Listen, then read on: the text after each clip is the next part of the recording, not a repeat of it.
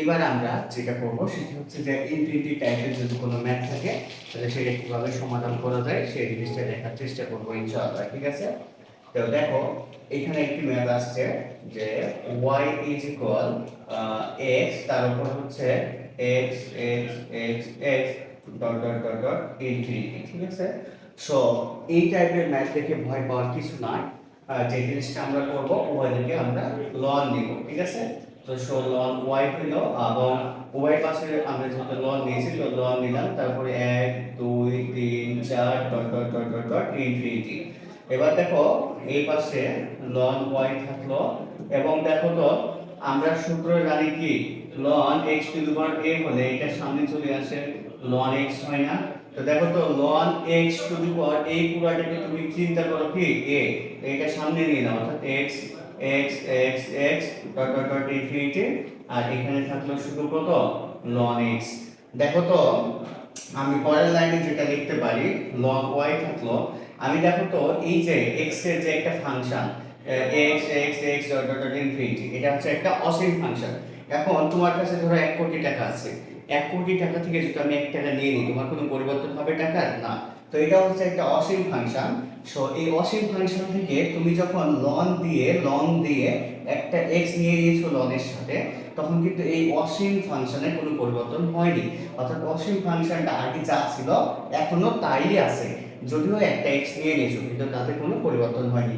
তার মানে এই অসীম ফাংশনটা আসলে কি ছিল বলতো? এই অসীম ফাংশনটার পরিবর্তে y ছিল না? y ছিল তো।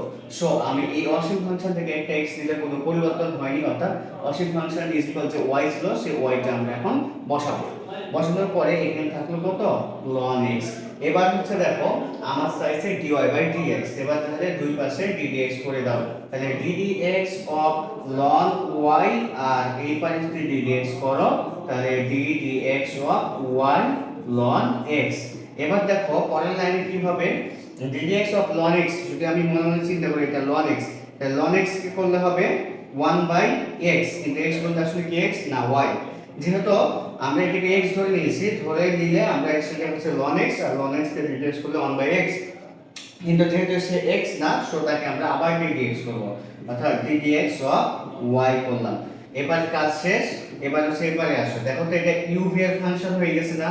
দেখো তো এটাকে যদি আমি চিন্তা করি u, আর এটাকে যদি চিন্তা করি v, তাহলে ddx অফ u v হয়ে গেছে না? তাহলে u v এর সূত্রটা কি ছিল? সূত্রটা ছিল u কে রেখে ddx অফ v, তাহলে u বলতে কি y কে রাখলাম, y কে রেখে ddx অফ v, v বলতে কত ln x, ln x কে করলে হবে 1 বাই x প্লাস v কে রাখবো, v কে বলতে হচ্ছে ln x কে রাখবো, আর u কে ddx করব, অর্থাৎ u বলতে হচ্ছে কত, u বলতে হচ্ছে y, তাহলে dy বাই dx হলো। ঠিক আছে, ওকে। তারপরে অংশ যদি আমরা আসি তাহলে দেখো কি হবে, এবারে আছে 1 by y dy by dx, আর এবারে আছে ln x dy by dx। তো dy বাই dx গুলোকে এক পাশে নিয়ে আসো, তাহলে এখানে যেটা হবে 1 by y dy by dx মাইনাস যেটা হবে ln x dy by dx, আর এই পারে তোমার থাকলো কি, এই পারে থাকলো হচ্ছে y বাই x, এই পারে থাকলো হচ্ছে y বাই x। সো এই দুই জায়গা থেকে দেখো তো আমরা dy বাই dx টা নিতে কমন নিই, তাহলে dy বাই dx কমন নিলে থাকছে 1 by y minus ln x, আর এই পারে থাকলো হচ্ছে y বাই x। ঠিক আছে, ওকে। তারপরে দেখো আমরা এখান থেকে dy বাই dx এর মানটা বের করতে বলছে। So dy by dx is equal এই মান পুরো মানটা এপারে পার করে দাও, উপরে থাকলো y আর নিচে থাকলো x, 1 by y minus ln x। এটাই উত্তর, তুমি চাইলে আরেকটু করতেই পারো, সেটা উপরে y থাকলো আর নিচে হচ্ছে x, আর লসাগু যদি করো তাহলে y আর থাকলো 1 মাইনাস কত হবে, 1 মাইনাস হবে y ln x। সো এই y টা উপরে চলে গেলে শেষ পর্যন্ত যেটা হবে, শেষ পর্যন্ত উপরে হয়ে যাবে y স্কয়ার, এই y টা যদি উপরে চলে যায় শেষ পর্যন্ত হবে y স্কয়ার, আর এখানে আছে x, কার সাথে গুণাকারে আছে x টা, 1 মাইনাস y ln x এর সাথে গুণাকারে আছে। সো শেষ পর্যন্ত dy বাই dx এর মান আমরা কোনটা পেলাম, শেষ পর্যন্ত dy বাই dx এর মান পেলাম এইটুকু, অর্থাৎ y square by x into 1 minus y ln x। এটাই হচ্ছে উত্তর। এটা যদিও একটু বড় ছিল তবুও তোমার আসতেই পারে প্রশ্নটা, কিন্তু আসলে এইভাবে উত্তর করতে পারো, যারা এক্সপার্ট তারা দ্রুত সলভ করতে পারবা। আর যারা এক্সপার্ট না তারা হয়তো পারবে না, তবে চেষ্টা করবা, এটা যেহেতু সহজ জিনিস, ভয় পাওয়ার কিছু নাই, সলভ করার চেষ্টা করবা। তারপরে দেখো, তারপরে যদি আমরা আরেকটা ইনফিনিটি টাইপের ম্যাথ দেখি তাহলে সেটা বোঝা যাবে। দেখো এখানে আরেকটা আসছে রুট দিয়ে ইনফিনিটি টাইপের ম্যাথ। আমরা রুট ছাড়া একটা ইনফিনিটি টাইপের ম্যাথ দেখলাম, এবার রুট দিয়ে, এবং ওইটা কি ছিল পাওয়ার আকারে, একটা পাওয়ার ছাড়া। তো সেই এই ম্যাথটা আমরা দেখি। দেখো ওই একই কনসেপ্ট ইউজ করব, হ্যাঁ, যে কোটি টাকা থেকে 1 টাকা দিলে কোনো পরিবর্তন হবে না। সো এখানে দেওয়া আছে দেখো y = root x plus root x plus root x plus dot dot dot plus infinity পর্যন্ত দেওয়া আছে। সো আমরা যে কাজটা করব, এখানে আমাকে একটা এক্সট্রা কাজ করতে হবে, একটা রুট ওঠানোর জন্য আমার দুই পাশে স্কয়ার করতে হবে। সো স্কয়ার যদি করি তাহলে এই প্রথম রুটটা উঠে যাবে, কারণ স্কয়ার আর রুট উঠে যাবে, তাহলে থাকবে যেটা x plus root x plus root x plus dot dot dot infinity পর্যন্ত। সো এইবার আমি যে কাজটা করব, দেখো এখানে y স্কয়ার রাখলাম আর x রাখলাম প্লাস, দেখো তো এটা অসীম পর্যন্ত রুট আছে, অসীম পর্যন্ত রুট যুক্ত একটা ফাংশন। তাহলে অসীম পর্যন্ত রুট যুক্ত একটা ফাংশন থেকে আমি কি করেছি, একটা x কে নিয়ে নিয়েছি, একটা x কে কেড়ে নিয়েছি, বা একটা কোটি টাকা থেকে 1 টাকা নিয়ে নিয়েছি, তাহলে এই অসীম বা কোটি টাকা কোনো পরিবর্তন হবে না। সো এটার পরিবর্তে কি লিখতে পারি, আমি এই y লিখতে পারি, বা এটাকে আমি মনে মনে চিন্তা করতে পারি সেটা হচ্ছে y। তার মানে এই পুরাটা থেকে যেহেতু একটা x নিয়ে নিয়েছি, সো x এর কোনো পরিবর্তন হবে না। সো সেটার পরিবর্তে আমি আদি ফাংশনই চিন্তা করতে পারি, এবং আদি ফাংশন কার পরিবর্তে ধরেছিলাম, বা আদি ফাংশনের পরিবর্তে কি ধরেছিলাম, y ধরেছিলাম। সো এটার পরিবর্তে আমি বসাবো y। ওকে, এবার আমি এক পাশে নিয়ে চলে আসি, এটুকু নিয়ে আসলে এক পাশে নিয়ে আসতে পারি, অথবা আমরা উভয় পাশে ddx করে ফেলতে পারি। ঠিক আছে, আমরা উভয় পাশে ddx করে ফেলি। তাহলে উভয় পাশে যদি ddx করি তাহলে যেটা হবে y স্কয়ার, আর এবারে হবে ddx of x plus y। হ্যাঁ, আমি কিছুক্ষণ পরে আরেকটা সমীকরণ যাব, সেটার নাম হচ্ছে অব্যক্ত ফাংশন। সো অব্যক্ত ফাংশনের ক্ষেত্রে এই ধরনের সমীকরণ সহজেই শর্টকাটে সলভ শিখব, কিন্তু যেহেতু আমি ওই পর্যন্ত এখনো যাইনি, সো এই পর্যন্ত আমরা আছি, এজন্য এই পর্যন্ত আমি বেসিক নিয়মে ddx-টা করব। তো দেখো তুমি মনে মনে চিন্তা করো x to the power n, এটা ddx of x to the power n, তাহলে x to the power n K ddx করলে কি হবে, এটা সামনে আসবে, অর্থাৎ 2 টা সামনে আসবে, তারপর x to the power n - 1 হবে, x বলতে কত y two the power n - 1, n বলতে কত 2 - 1। কিন্তু যাকে x চিন্তা করেছে সে কি x, সে যদি x না, সো তাকে আমরা কি করব, আবার ddx করব, ddx of y করলাম। তারপরে এবারে আসো দেখো ddx of x কে করলে হবে 1 প্লাস ddx of y থেকে যাবে, ddx of y থেকেই যাবে। সো এখন শেষ পর্যন্ত যেটা হবে, এবারে আসো এখানে হবে 2y, কারণ y থেকে 1 বাদ দিলে 1ই থাকবে, তাহলে 2y থাকবে, আর এখানে থাকবে dy/dx। আর এই পারে যদি আমরা আসি তাহলে যেটা হবে 1 প্লাস dy/dx। ওকে, সো এক পারে পার করো dy/dx গুলোকে, কারণ আমার বের করতে হবে dy/dx। সো এখানে থাকলো 2y dy/dx মাইনাস dy/dx, আর এখানে থাকলো 1। সো এখান থেকে dy/dx টা আমরা কমন নিতেই পারি, থাকলো 2y - 1, আর এবার হচ্ছে 1। অতএব আমার যেটা চাই ছিল dy/dx, সেটা ইকুয়াল হবে 1/2y - 1। এইটাই হচ্ছে উত্তর। সো আশা করি তুমি প্রশ্ন এই ধরনের যদি আসে উত্তর করতে পারবা এবং প্রশ্নটা ধরতে পারবা। আমরা পরবর্তী টাইপে যাই।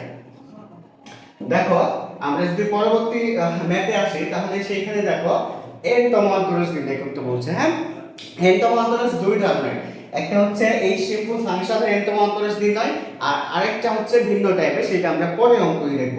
তো আমরা আগে এই n তম অন্তরজটা নির্ণয় দেখে ফেলি, এবং এটা হচ্ছে আমাকে দেওয়া আছে সমীকরণটা y হচ্ছে 5x।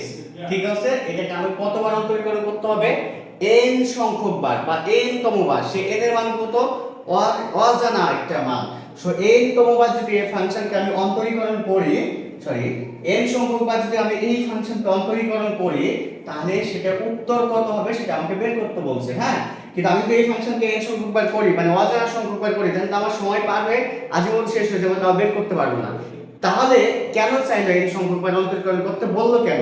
এটা করতে বললো এই জন্য যে তুমি এখানে একটা ফরম্যাট তৈরি করবা, যে এই তুমি যদি 2 বার বা 3 বার করার পরে তুমি একটা ফরম্যাট তৈরি করতে পারবা। তৈরি করার পরে তুমি অতএব অতএব শেষ পর্যন্ত ডট ডট ডট ডট লিখতে হবে যে এই ফাংশনটা যেহেতু একবার করাতে এটা পাচ্ছি, দুইবার করাতে এটা পাচ্ছি, তিনবার করাতে এটা পাচ্ছি, তাহলে n বার করলে অবশ্যই এটাই পাবো। এইভাবে একটা উত্তর তৈরি করতে হবে তোমাকে। সো আমি যদি একবার অন্তরীকরণ করি তাহলে সেটা হবে y1 এবং sin x কে একবার অন্তরীকরণ করলে কত হবে cos x, x বলতে কত 5x, কিন্তু সে কি x না, সে হচ্ছে 5x। সে যেহেতু x না, সো তাকে আমরা কি করব আবার ডিটিএস করব বা সাইডে গিয়ে মাইতে বলবো তুমি তো x না, তাহলে x কেন দাবি করছো, সে যেহেতু x না তাই সাইডে গিয়ে তাকে মাইট দিব বলতে ডিটিএস করব কাকে, যে x না তাকে।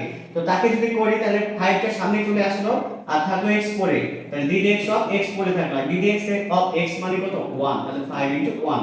সো আমরা যদি sin 5x কে করি তাহলে cos 5x পেলাম এবং তার সাথে আরো x টা কি পেলাম 5 পেলাম, সে 5 টা কি করব প্রথমে নিয়ে এসে গুণ করে দেব। ওকে, কিন্তু কিন্তু এখানে উত্তরটা যেটা থাকবে সাইনেই উত্তর থাকবে। সো এখানে তুমি যদি একবার অন্তরীকরণ করার পরে cos পাইছো তাতে সমস্যা নেই, কিন্তু তোমাকে সেটা সাইনে কনভার্ট করতে হবে। তো সাইনে কনভার্ট করলে আমি যেটা লিখতে পারি, দেখো আমি 5 রাখলাম এবং সাইন যদি আমি π/2 প্লাস 5x লিখি তাহলে পুরো পরিবর্তন করেছি কিনা দেখো তো।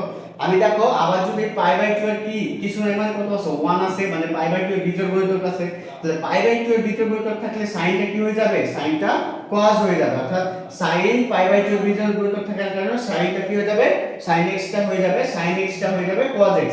এবার কয় নাম্বার পদ নির্দেশ করছে দেখো তো, π/2 প্লাস সামথিং মানে 2 নাম্বার ঘর না, π/2 প্লাস সামথিং মানে 2 নাম্বার ঘর। এবার 2 নাম্বার ঘরে যাকে ভাঙাচ্ছি সে পজিটিভ না নেগেটিভ, ভাঙাচ্ছি সাইন কে, সো সাইন কি পজিটিভ না নেগেটিভ, পজিটিভ, এইজন্য এখানে পজিটিভই থাকবে। আর এই যে 5 তো ছিল, 5 এর তো কোনো চেঞ্জ হয়নি, 5 আছে, তার মানে আমি যেহেতু এখান থেকে এখানে আসতে পারছি, সো এখান থেকে এখানে আমি যেতেই পারি। এবার 2 নাম্বারে যদি করি আমরা দুইবার যদি অন্তরীকরণ করি তাহলে আমাকে করতে হবে কিন্তু এইটা, ওটা কিন্তু না, ওটা কিন্তু আমি ফরম্যাট তৈরি করছি। সো এটাকে করো। সো 5 টা থাকলো আর এই যে 5 যেহেতু ধ্রুবক থেকে গেল, এবার cos x কে যদি ডিটিএস করি তাহলে কি হবে মাইনাস sin x, x বলতে কত 5x, কিন্তু সে কি x না, সে 5x, সেজন্য তাকে আমরা সাইডে গিয়ে আবার ডিটিএস করব। আবার ডিটিএস করলে কি পাবো 5 পাবো, সে 5 টা কি করব এখানে নিয়ে এসে আবার গুণ করব এবং আমরা এই সাইনের ফরম্যাটই তৈরি করব আবার তাকে। তো তৈরি করার জন্য দেখো 5 * 5 মানে এটাকে আমি লিখতে পারি 5 স্কয়ার, 5 * 5 মানে 25, 25 না লিখে 5 স্কয়ার লিখলাম, তারপরে sin লিখলাম, তারপরে 2 * π/2 প্লাস 5x লিখলাম, ঠিক আছে। এবার দেখো তুমি এখান থেকে এখানে গেছো না, আবার তুমি যদি কোঅর্ডিনেট ভাঙাও এখান থেকে এখানে আসতেই পারবা, ভেঙে দেখবা। তারপরে যদি আমরা 3 বার করি তাহলে যেটা হবে আমরা মাইনাস থাকলো আর এখানে তোমার 5 * 5 মানে 5 স্কয়ার আছে, আর sin x কে করলে আবার কি হয়ে যাবে, এই যে 5 স্কয়ার রেখে দিলাম, আর sin x কে করলে আবার কি হবে cos x হবে, মানে cos 5x হবে, কিন্তু যেহেতু এটা আবার কি না x না 5x, সো আবার ডিভাইড করলে আবার একটা 5 পাবো, সেখানে এসে বসে গেল।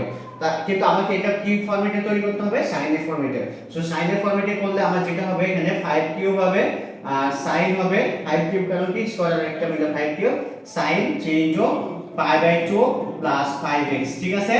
দেখো এইভাবে তুমি যতবারই যাও না কেন এই ফরম্যাটই আসবে, কিন্তু এখানে ফরম্যাটটা কি আসছে, ফরম্যাটটা আসছে দেখো আমি যদি 3 বার অন্তরীকরণ করি তাহলে এখানে এই যে এখানে যে ধ্রুবকটা ছিল তার উপর কত আসছে পাও 3 আসছে, ঠিক আছে। আমি যদি 3 বার অন্তরীকরণ করি তাহলে sin এর পরে যে ধ্রুবকটা ছিল x এর সাথে তার উপর পাওয়া 3 আসছে। তারপর যদি আমি 3 বার অন্তরীকরণ করি তাহলে ব্র্যাকেটের ভিতরে যে π/2 ছিল তার সাথে কত আসছে 3 আসছে, আর বাকি কোনো পরিবর্তন হয়নি। তাহলে এখান থেকে আমি শেষ পর্যন্ত একটা সিদ্ধান্ত নিতে পারি, তাকে যদি আমি n বার অন্তরীকরণ করি, তাকে যদি আমি n বার অন্তরীকরণ করি তাহলে sin এর সাথে এই যে এখানে যে ধ্রুবকটা থাকবে তার উপরে n হবে, বুঝছো এই ফরম্যাট অনুযায়ী। তারপরে sin থেকে যাবে, তারপরে যেহেতু 3 বার অন্তরীকরণ করার পরে π/2 এর সাথে কত আসছে 3 আসছে, সো n বার করলে অবশ্যই π/2 এর সাথে n * π/2 আসবে প্লাস বাকি যেটুকু আছে সেটুকু থেকে যাবে। এই হচ্ছে তোমার n-তম অন্তরীকরণ গঠন। সো এই ধরনের sin cos tan sec cosec ln যাই আসুক না কেন সবার ক্ষেত্রে তোমাকে একটা জেনারেল ফরম্যাট তৈরি করতে হবে, তারপরে এই ফরম্যাটে উত্তর লিখতে হবে, ঠিক আছে। সো আশা করি তোমরা এই ধরনের ফরম্যাটে উত্তর করতে পারবা।